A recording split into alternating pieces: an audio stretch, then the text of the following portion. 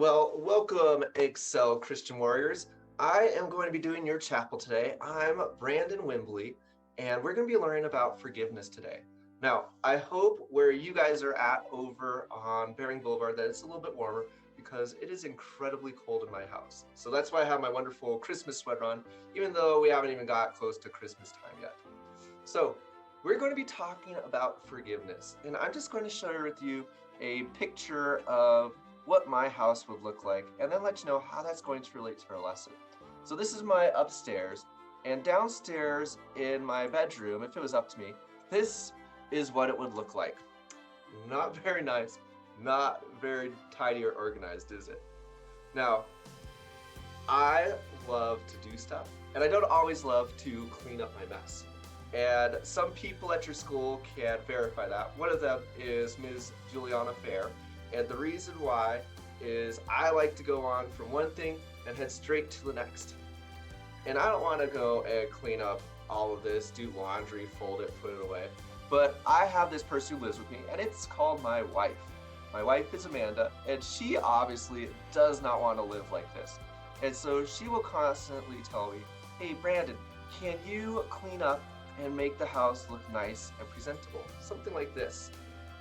And unfortunately, she has to remind me all the time. Not just even like once a day, but sometimes it's 3, 4, even 5 times a day. And she always forgives me, even when I don't do that simple thing that she asks me to do. And so today we're going to look at the Bible and what Jesus tells us about forgiveness. And the reason why we're focusing on forgiveness is because in the Bible, it's mentioned 113 times. So if God tells us something once, it's probably important. If he tells us something twice or 3 times, it's probably really important. And if he says it over 100 times in the Bible, you know it's something that is dear to his heart, something that we should follow. So we're going to be looking in Matthew chapter 18 today. We're going to be starting in verse 21. And it's going to be about forgiveness and what Jesus has to say on it. Now, just some background. Jesus has been preaching, and Peter comes up to him, and he's going to ask Jesus a question. So let's begin. Matthew 18, verse 21. Then Peter came and said to him, Lord, how often shall my brother sin against me, and I forgive him? Up to 7 times. Now this is an introduction, and I love Peter because he's kind of like me. Now, what I think was going on in Peter's brain when he went up to Jesus is he went up to him and he wanted to impress Jesus, because back 2,000 years ago when Jesus was living and Peter was living, if you were in the Jewish culture and you forgave someone 7 times, people around you would look and say, wow, that person is amazing because he has all this forgiveness. Most people back then didn't forgive people that many times. But this is what Jesus responds. He doesn't say, hey, Peter, you got it. You're the man. He says this, verse 22. Jesus said to him, I do not say to you up to 7 times, but to 70 times 7. Jesus is saying, guess what, guys? Don't forgive someone 7 times, but forgive them 70 times 7, 490 times. Now, Jesus doesn't want us to just sit there with a little notebook and go, oh, Jason sinned once. Oh, he just sinned again. And once we get to 490, then we don't have to forgive anymore. He said, you need to forgive people an infinite amount of time. We're going to find out why he said that as we go through our lesson today. Now I'm going to read 23 to 35. And after we read this, we're just going to watch a little video clip that shows us visually what's going on in the story, because I think it's very important for that visual, because I like to see things. I'm not always the best at just listening and hearing. So verse 23. For this reason, the kingdom of heaven may be compared to a king who wished to settle accounts with his servants. When he had begun to settle them, one servant who owed him 10,000 talents was brought to him. But since he did not have the means to repay, his lord commanded him to be sold, along with his wife and children, all that he had, and repayment be made. So the servant fell to the ground and said to the Lord before him, have patience with me, and I will repay you everything. And the Lord of that servant felt compassionate and released him and forgave him his debt.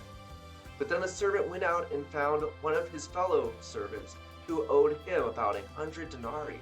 And he seized him and began to choke him, saying, pay back what you owe.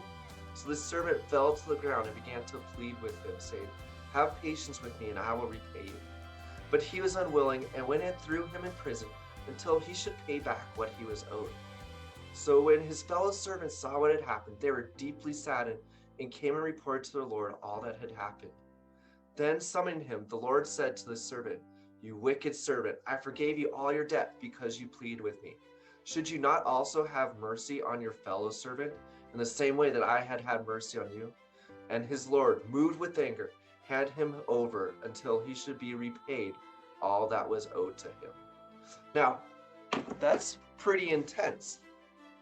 So we're going to watch this little video so you can get that visualization of what's going on. Theater, the parable of the unforgiving servant.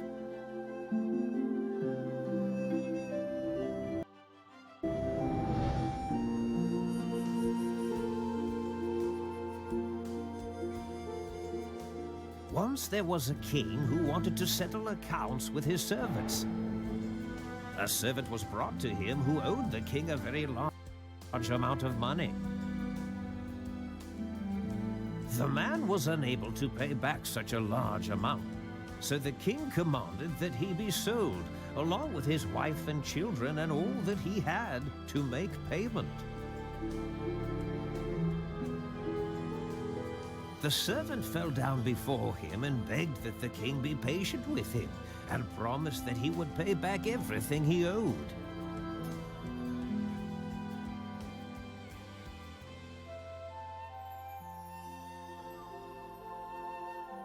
Then the king had compassion on the man, released him, and forgave him his debt.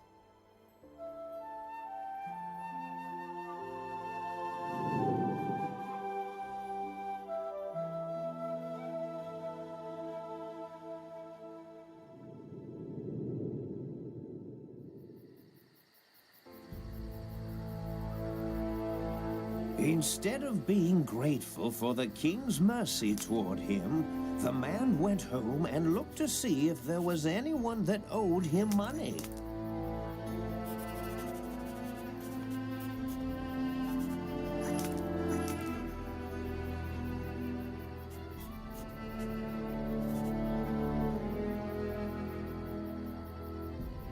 "What's this?" he said angrily. "We'll just see about this."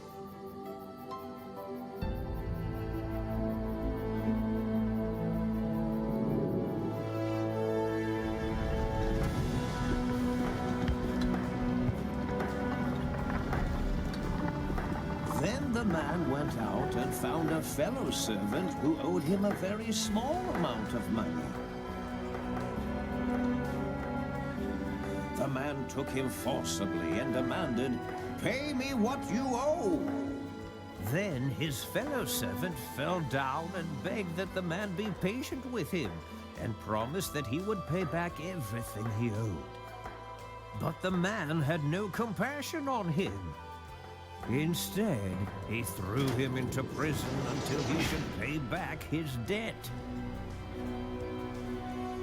When the servant's friends saw what had been done, they were grieved.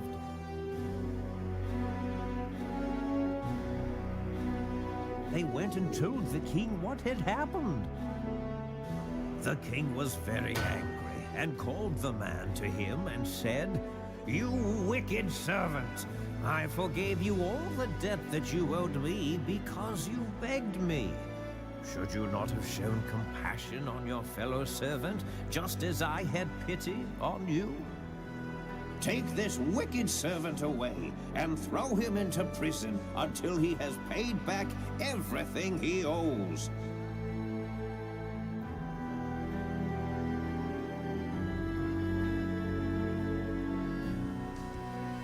Now, some of you might not think that's as big of a deal as it is. So just to put some context in for you, the first servant owed 10,000 talents. Now, we might not know what a talent is today because we don't have talents, we have dollars. But this is how much 10,000 talents would be about today. It would be about $1 billion if you count for inflation, which is huge. I do not have $1 billion, but somehow this servant owed this Lord to that king. And then he was forgiven that. Imagine you owed someone $1 billion and they just said, you know what, forget about it. Is it right for you then to go find someone who owes you 100 denarii? And what a denarii is that's about a day's work. So this person owed him about 100 days work that he hadn't paid. Now, it's still a big amount of money, but compared to how much this servant owed the Lord, owed that king, it's nothing. But this servant didn't have forgiveness in his heart. He didn't show this other person mercy. And he said, I want that so bad that I'm going to throw you in jail till it is paid. Now, this is kind of what happens with us and God. We've sinned so much in our lives. Every single day we sin. And God forgives us. And one of the things the Bible shows us is how we should act, how we should be like Jesus and God.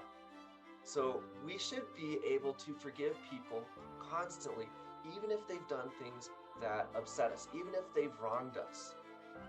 Now, I want you to think of a person that you do not get along with, or someone who picks on you or calls you names, because we all have those. I had several growing up. And I want you to think what it would be like to forgive that person. There's going to be this great weight off your shoulders, not just because you don't have to worry about it, but because you're modeling the expectations that Jesus has for us. You're saying, God, I'm going to forgive people just like you have forgiven me. And here's the crazy part that we might not fully understand until you're adults, and even as an adult, I don't understand it completely, but all the stuff that people have done to us in our lives is nothing compared to what we've done to God. God's given us everything in the world, and we often say, you know what, God? I don't need you. I'm going to try to do things my own. And when we make a mistake, when we come back to God and say, God, I'm sorry I messed up. I'm sorry that I've sinned. God says, you know what? I forgive you. Now, we're going to go to a little visual so you can see kind of how God forgives us and how miraculous and spectacular that is. So let's head on to our next location. So here's our field trip. We just took a little journey to another room in my house. So we're going to look at these 3 jars and how they relate to forgiveness. Now, if you remember, we're sinners. We've done things that are displeasing to God. We do things that are displeasing to each other. It could be lying, could be stealing, it could be even something much more tragic than that. But every sin, no matter how big or how small, is displeasing to God. It's kind of like we're this dirtiness. And when we do things, it doesn't go away. It just stays there. Now, what's really cool is, if you remember, it talked about God and his expectations for us, because that's how he deals with us. Talk about God saying he's going to forgive us an infinite amount of times. Just like Jesus said that we should forgive each other 490 times, which really means there shouldn't be a limit to our forgiveness. God does that exact same thing. So when we come into interaction with God, when we ask God for forgiveness, he takes all of that dirt, all that sin, and it's gone. Just like that. God doesn't say, you know what?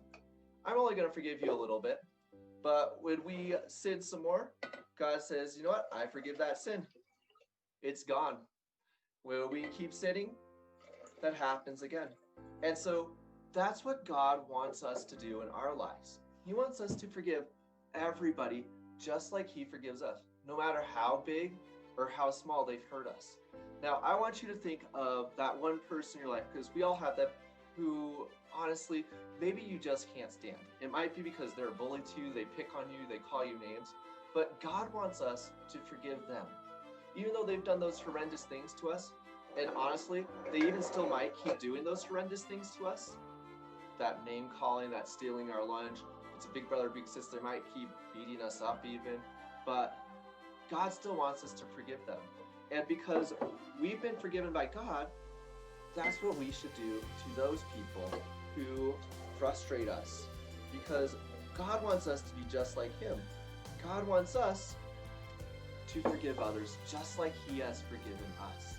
So I want you guys to take this lesson on forgiveness and just remember, we've done things so much worse to God. It may not seem like that, but God gave us this perfect opportunity to be with him, rejoice forever.